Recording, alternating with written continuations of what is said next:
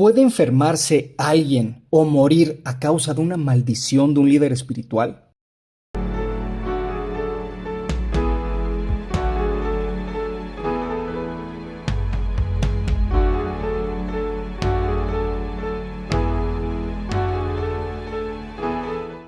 Fíjate que existe un caso muy popular en la literatura médica desde el año 1938, donde la doctora Drayton Doherty admitió un hombre de 60 años al hospital. El paciente había estado muy enfermo por varias semanas, perdiendo peso, pero los estudios de laboratorio y la exploración física mostraban que el paciente estaba en perfectas condiciones. A pesar de ello, se negaba a comer, repitiendo constantemente que iba a morir. La doctora, al hablar con su esposa, se enteró que este hombre discutió con un sacerdote vudú, el cual, para arreglar las cosas, lo convocó a un cementerio y en el cementerio le virtió una botella de un líquido de olor fétido.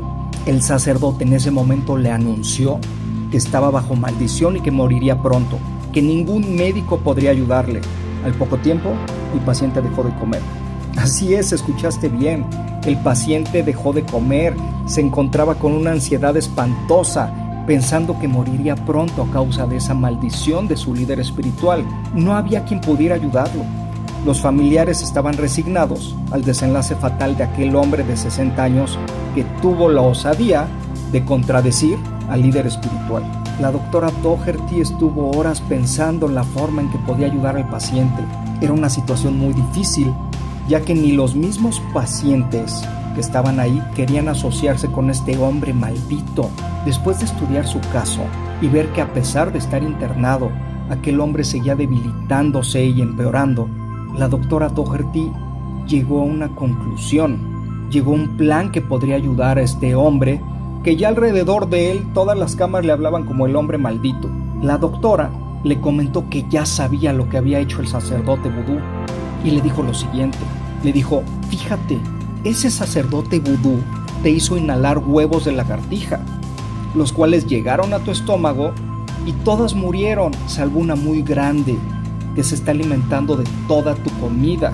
Terminando de explicarle la causa de su enfermedad, tomó una jeringa con un medicamento que causaba muchas náuseas. Este medicamento es la apomorfina. La levantó al aire y lentamente la aplicó en la vena del paciente. Mientras el enfermo, con las pocas fuerzas que le quedaban, se sentó en la cama cooperando con la doctora, después de algunos minutos comenzó a tener espasmos abdominales y no soportó las ganas de vomitar. Así que le acercaron un recipiente metálico de esos que usan en los hospitales en emergencias, y el paciente siguió vomitando con mucha fuerza, mientras las enfermeras llamaban a la doctora para que continuara con su plan de tratamiento. Al llegar la doctora, tenía en la mano, dentro de su bolso, una lagartija, y en la siguiente fase del plan debía hacerla de una forma muy sutil, cuidadosa y secreta. A la siguiente oleada de espasmos y vómito, rápidamente sacó la lagartija de su bolso y la soltó en el recipiente donde estaba vomitando el paciente, y le gritó en ese momento: «¡Mira lo que ha salido de ti! ¡Ya te curaste de la maldición!». En la habitación el ambiente se notaba tenso. Los familiares comenzaron a llorar. El paciente vio la lagartija con los ojos entrecerrados, la veía fijamente y saltó hacia la cabecera de la cama. Sus ojos estaban totalmente abiertos, al igual que su boca. Se veía incrédulo y aturdido. 1 o 2 minutos después, cayó en un sueño profundo sin decir nada. Su pulso se encontraba lento y sus respiraciones eran pausadas y profundas. Este sueño duró hasta la mañana del otro día. Al día siguiente tenía demasiada hambre. Se alimentó de leche, pan, carne, etc. Una semana después, el paciente fue dado de alta. Poco tiempo después, recuperó su peso y fuerza. Vivió 10 años más sin tener contacto con ese sacerdote vudú. Este y otros casos han sido estudiados arduamente y hay 3 puntos para que se lleven a cabo estas experiencias. Punto número 1. La víctima, familiares y conocidos deben aceptar el poder o autoridad espiritual del líder para maldecir, enfermar o crear muerte en algún individuo. Punto número 2. Debe haber antecedentes o historias de que algunos congregantes no lograron sobrevivir o neutralizar la maldición. a menos de que el mismo líder, brujo, sacerdote o pastor la haya removido. Punto número 3.